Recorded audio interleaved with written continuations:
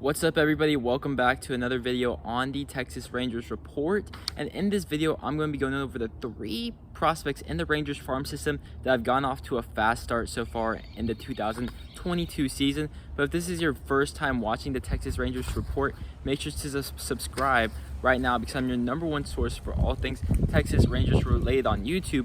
But also make sure to join the Discord. That link will be in the description down below. So first off, obviously the Rangers have gone off to a slow start. The tides have turned a little bit during the road trip, although the Rangers lost their last game 2-0 versus the Oakland Athletics. It was another pitching duel because obviously we won the game before 2-0, so it was kind of a flip-flop game. Basically, the thing that did us in was bad hitting. The bats have been silent lately, but basically a fastball down the middle of the plate from Spencer Howard led up a 2-run homer to Steven Piscotty. But besides that, the pitching looked pretty solid. I mean, Albert Abreu had problems with the walks. Spencer Howard had command issues. But other than that, the pitching looked pretty solid. Hopefully the bats can start waking up because honestly, like whenever the pitching's good, the bats aren't. And then whenever the bats are good, the pitching isn't. So hopefully the Rangers can get their act together going into the homestand versus the Houston Astros. But the first prospect that has gone off to one of the fastest starts in the Rangers organization is outfielder Leody Taveras. And this is a guy that has always been one of the top prospects in the Rangers farm system. He is no longer a prospect because he's exhausted his prospect status, but he's always been one of the youngest players in every single place he's played. And that's the same case now in AAA. I remember last year, he was raking at AAA. The Rangers called him up to the majors, and it didn't translate, but it's at least a sign. He's always been known for his defense and his speed on the base paths, but he's never been able to hit enough to stay at the major leagues. But so far, during the AAA season, he has a batting average of .394, an OPS of 179, and 3 home runs.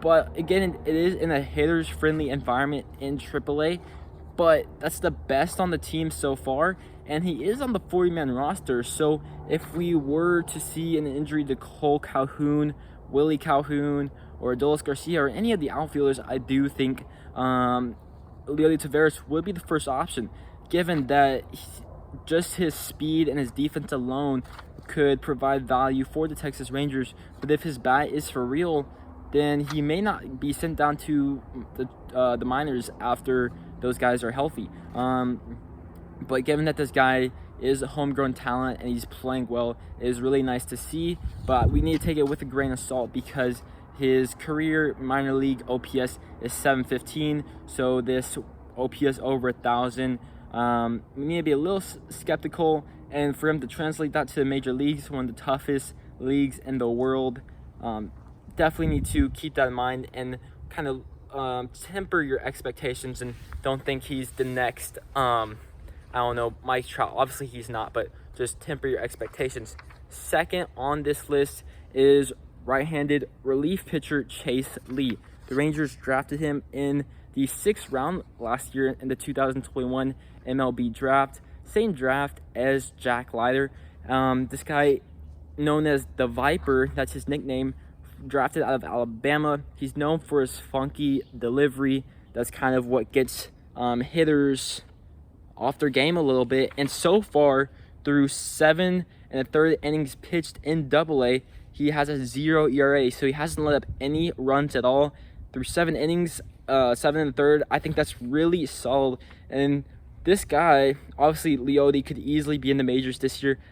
This guy looks like a guy that could easily fly through the minor league system. He was drafted last year. They started him off at AA. They started off him again at AA this year. I could easily see him going to AAA and easily going to the majors if his success continues. The Rangers always have relief pitching arms that fly through the system.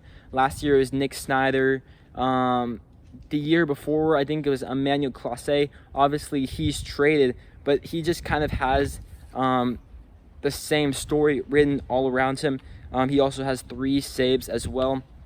So look out for Chase Lee. I'm not sure like if his fastball is insane or his command or anything like that, but I mean, a 0 ERA through 7 innings, like obviously like people could easily let 2 runs and you still have a good ERA, but 0 runs through 7 in the third, 3 saves. I wouldn't be surprised if he gets a call up pretty soon to AAA, but also look out for him potentially getting called up to the majors, because the Rangers bullpen has been better as of late, but it's not the best. And third on my list is right-handed pitching prospect Cole Winn, the third prospect in the Rangers farm system. Through 3 games he started this year, he has a 1.38 ERA. He hasn't gone deep in those games, only a combined 13 innings, so that's an average of 4 innings per appearance, but 8 strikeouts and a 1.08 whip. Really good stats. Obviously, we have high remarks on this guy. Our first round draft pick in 2018. We expect him to be in the majors or at least I expect him to be in the majors sometime after the All-Star break. So it's really nice to see him dominating through at AAA. And like I said, for Leody Taveras, AAA is a hitter's friendly environment. So to see Cole Winn put out those really good numbers is a really good sign. Obviously, for all these guys, I want to see a larger sample size. But I really like the numbers that I see so far, and hopefully Leody, Chase Lee, and Cole Winn can all continue to improve on these stats, or just continue doing what they're doing. And the thing about all these guys, Leody, Chase Lee, Cole Winn, I think all these guys have the potential to make an impact on the Major League club this year, which makes all these guys extremely exciting. But let me know what you think in the comments section down below. If you liked the video, please give it a thumbs up and subscribe to the channel, because you're your #1 source for all things Texas Rangers on YouTube. And with that being said, I'll see you on the next one. Peace.